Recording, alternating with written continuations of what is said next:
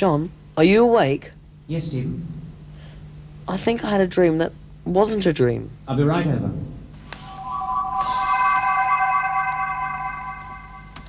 You didn't have to jaunt over and hold my hand, you know. It's all right, I was awake anyway. Listen, was it a dream about that boy from the future? Peter, wasn't it? Running towards you through some woods, trying to reach you. Yes, it was. Hey, how do you know? Are you going in for mind reading or something? Hey, you know what? We ought to be on the telly. How about an interview with Huey Green? Do shut up, Stephen. This is serious. I've just had the same dream.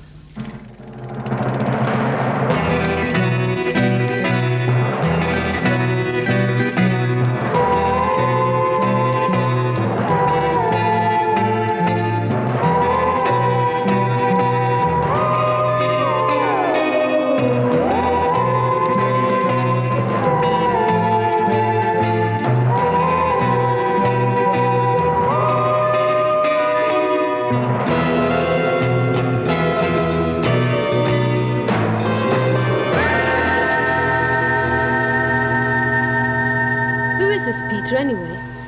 He's from the distant future. He's one of the guardians of time. The what? If you like, I could show you Peter and let him explain in his own words. Well, how, Tim? After Carol returned from her last adventure with Peter, I was able to probe her mind and build up a pretty accurate picture of what happened while she and Peter were prisoners aboard Rabowski's spaceship.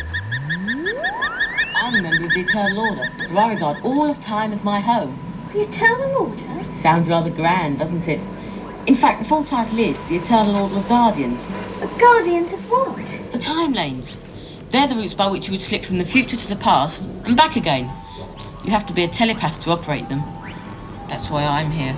But why do the time lanes need guardians? Well, when they were first discovered, people kept plunging back in time, changing history. There was chaos, so some sort of order had to be enforced. You sure he's the guardian of time? He looks awfully young to me. Well, Carol said he was 163 years old at the time, but he didn't look a day over 14. What makeup does he use? No, this is serious. Why should Stephen and I suddenly start dreaming about Peter? At the same time and in the same way. And if he's making guest appearances in both your dreams, why isn't he in mine? Well, perhaps because he doesn't know about you. Well, after all, he's never met you. Yeah, he was trying to get in touch with us. Yes, but Carol was the one who knew him really well. Perhaps he couldn't contact her. After all, 800 light years is a long way in space as well as time. It seems that he can. I have just received a transgalactic communication relayed from Carol. She had a feeling that Peter is in trouble, and she wants you two to find him and help him if you can. Well, can't she give us any more information than that? I am afraid that was all the message said. Can't we get a message to her? Find out if she knows any more? I am afraid that is impossible. Why? Transgalactic communications are very bad at the moment. We can receive only, not transmit. But I am certain if Carol did know any more, she would have told us. Yes, so am I. Well, Carol was very fond of Peter. I'm sure if he was in any sort of trouble, she'd want us to do our best to help him. Yeah, so how do we go about it? It isn't like rushing into the rescue of an ordinary person. Well, if Peter is in trouble, we not only have to find out where he is, but when. I mean, in what particular time he is. I don't want to make any more problems. But even assuming we do find out when he's in trouble, isn't it going to be a little difficult getting to him? I mean, time travel isn't yet one of our talents, is it? Yes, we forgot about that. Tim, have you any ideas on this one? I'm afraid not. I don't dream. At least I do dream in a way, in that I occasionally have to switch parts of myself offline to relocate information in a random way, and that is a bit like dreaming. But I don't dream in the same way that you do. No, of course you don't. But the answer does seem to lie in dreams. Well, perhaps this is one occasion when it really will help to sleep on the problem.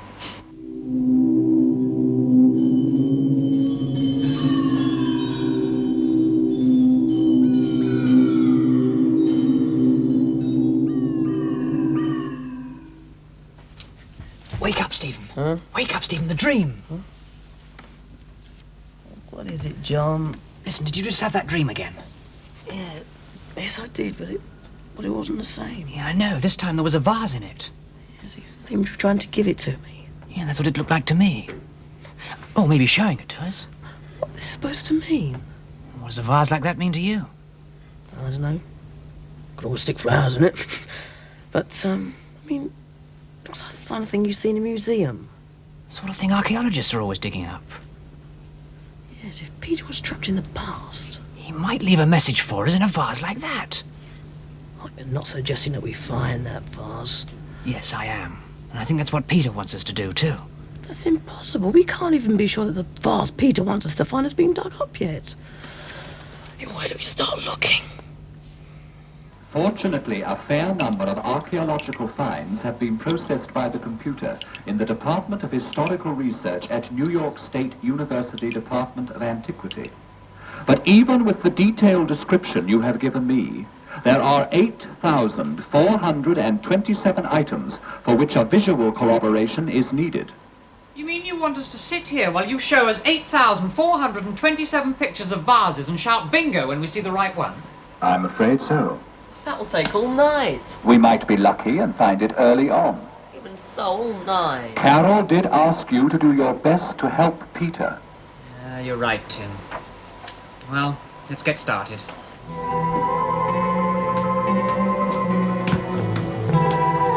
Morning, everybody.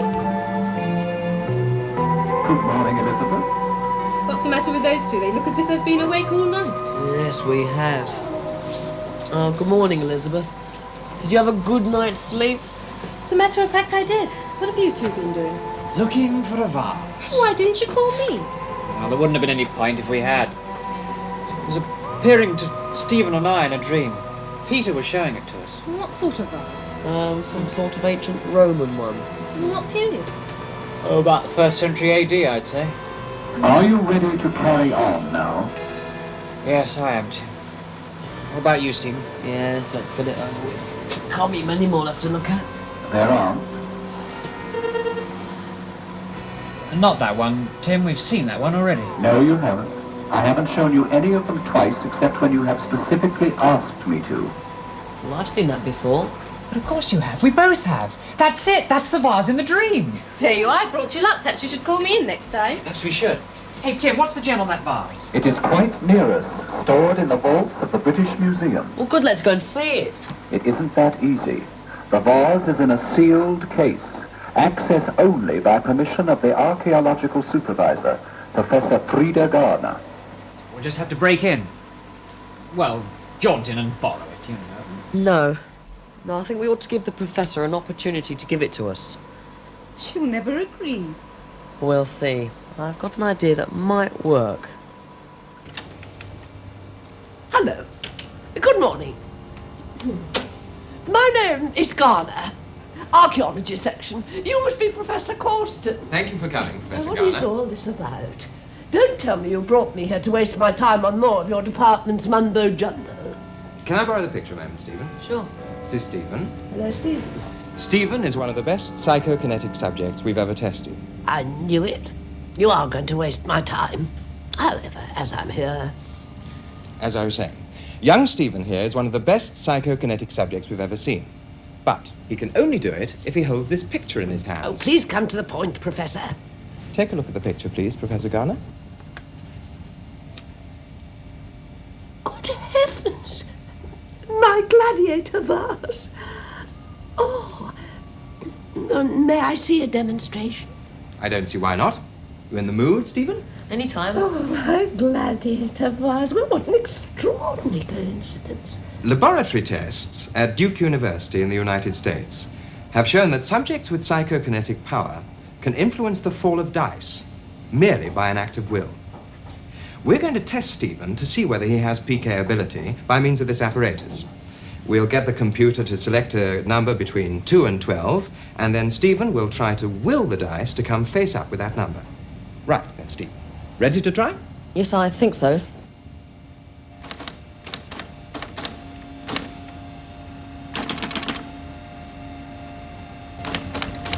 The number is 7.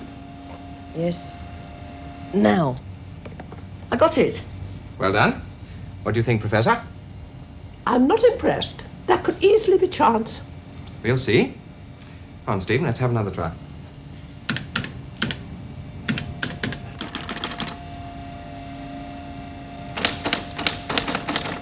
Ready, Stephen? Yeah. 5 this time. Now. Well, Professor, what do you think of it? I don't know. Well, I'm sure I can do it again.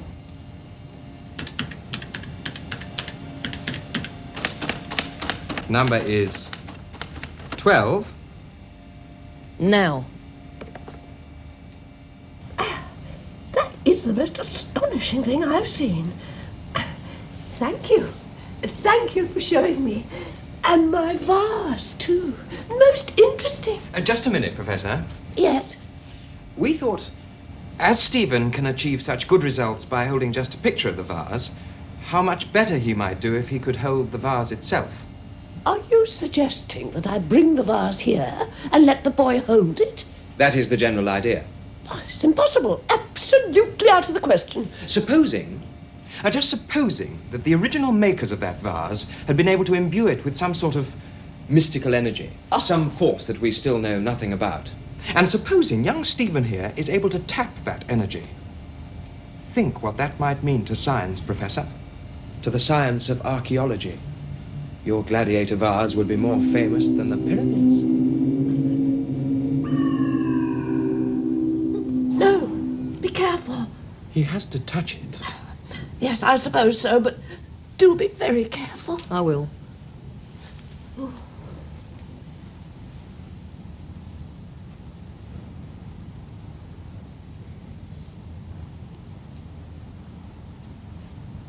It's no use.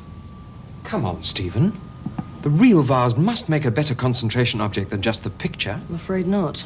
I don't think that the picture will work anymore either. Not now that I've held the vase.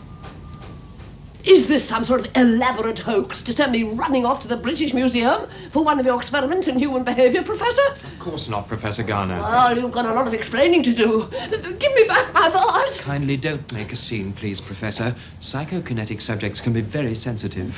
Hiding behind a schoolboy. Excuse me, sir. What is it?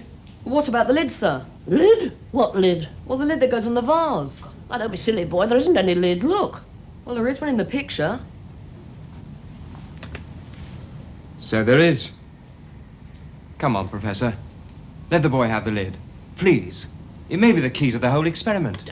You call this mumbo-jumbo science? Please, let the boy have the lid. Just let him hold it. Then we'll see what's mumbo-jumbo. The lid has certain markings on it which have not yet been deciphered. Can't you see? They may be just what we're after. We may be able to discover the meaning of those markings. Oh, very well.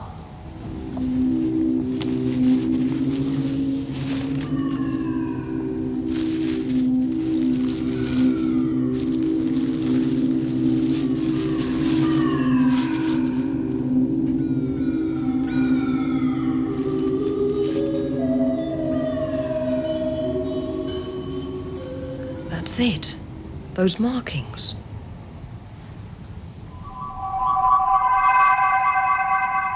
He's disappeared and taken my lid. What happened?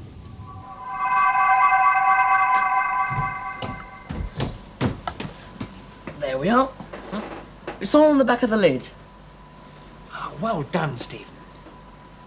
You were obviously right to get hold of it honestly without attracting anyone's attention. Yes, well, it wasn't exactly like that.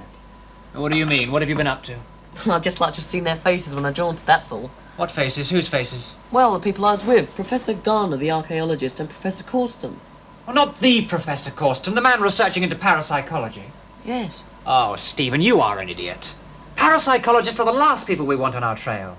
They find out about the tomorrow people, we've had it. Well, he's researching into telepathy. I know. Well, he seems such a nice man. Besides, I wanted to give him a bit of encouragement, you know, show he's researching along the right track. Yeah, and show him too far down the right track and you lead him straight to us. Do you want to spend the rest of your life in a cage or something? Well, That'd be the best place for you. Why don't you go on television and amaze everybody by bending forks and fixing watches? We can do much more than that. Yes, I know we can, and you know we can. I don't want every Tom, Dick and scientist knowing we can. It was silly of you, Stephen. Oh, I'm sorry. I won't do it again. It seemed such a good idea at the time.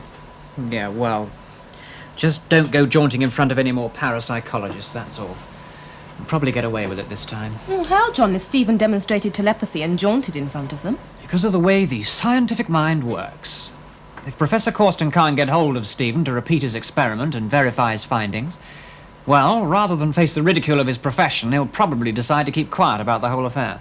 Let's hope you're right, John. Stephen? Sorry. Yeah. Anyway, what about this mysterious lid? The markings look like a lot of squiggles to me. If I could be permitted to have a look. Oh, sure, Tim. Sorry.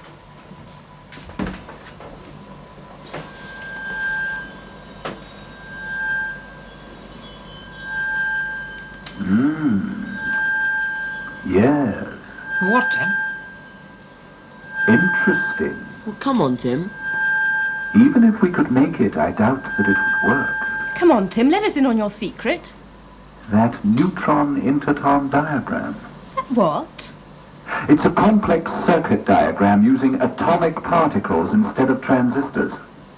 On the back of that lid? That's incredible. Yes, indeed. But that lid dates from the 1st century AD. The saps have only just started experimenting with interton circuits. Yes, but it makes sense. Peter would know all about that neutron-interton circuits. Well, it's what he wanted us to find. Yes. Tim, can you interpret the diagram? Could we make one? Given time, yes. And what will it do when we've made it? I don't know. Let's make it, shall we? And find out. Now you try and do that to me. This is not gonna be easy.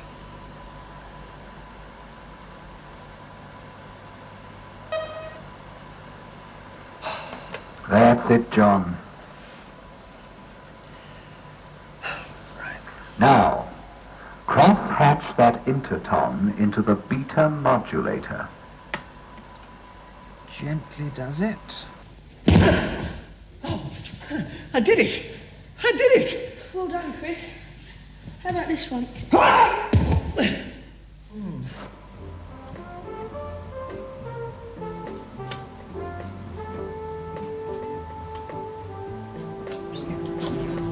Hi, folks.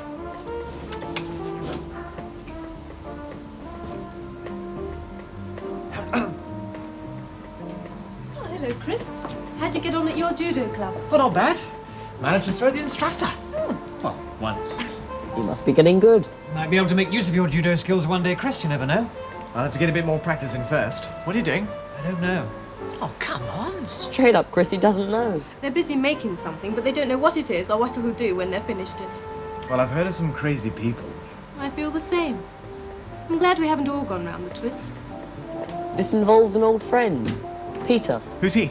You wouldn't know him, Chris. He and, your brother were in a spot of trouble a while back. Oh, that kid from the future. Yeah, that's the one. But where is he now? We don't really know, Chris. All we do know is that he's in trouble. We think it was Peter who sent us the plan of the thing we're trying to make now. Well, any friend of Ginger's is a friend of mine. If he needs help, you come in this time, right?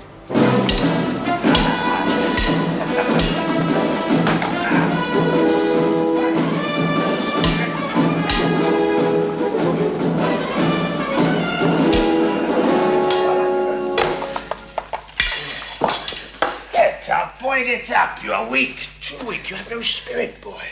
Please, I'm not... I will show you again, boy. You must learn to fight. Hold, Catherine. Not doing too well, are you, boy? He has no strength, sir. No strength at all. I don't know why you bother with him, sir. Time will tell, Catherine, time will tell. This is no ordinary boy. Try him against the boy Blood Rush. Blood Rush? Blood Rush would kill him, sir. Let's see, shall we? Lothar, bring Blood Rush. I fancy a little sport to liven up the afternoon.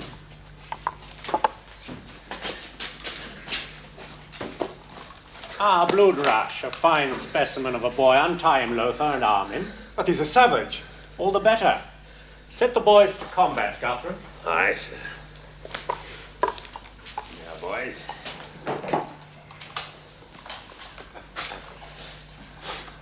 All right, boys. Learn. Just wait. Arena rules. Fight.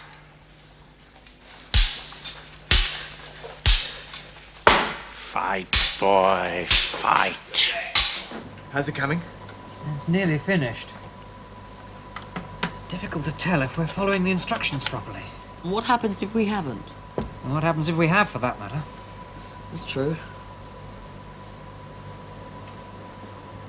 That's it. If Here you we are. have finished, John, I will just fit those pieces into the final assembly, and then it will be completed. Okay, Tim. If you want to withdraw, I mean if you would prefer that we don't make the final assembly, now is the time to speak.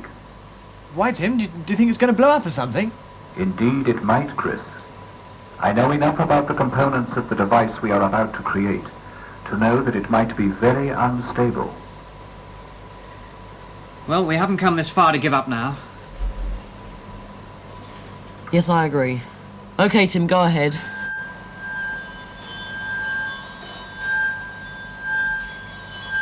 There we are. No! Why? Well, how do you know it's safe to touch? Tim, is it all right to touch it? Who can tell? Well, now that we've made it, are we any nearer to knowing what it does? I think it has something to do with the disruption of time flow.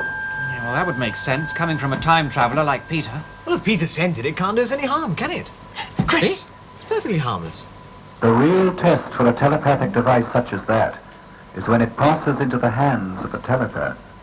Chris? Nothing at all. Slight tingling in the hand, and that's all. What now? Well, it's obviously working, whatever it is. Seems to have plenty of energy, too. I suppose we just sit here and wait, see if it does anything.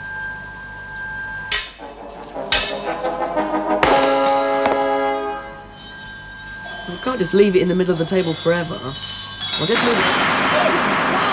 What happened? He didn't jaunt, he just vanished. Where's he gone?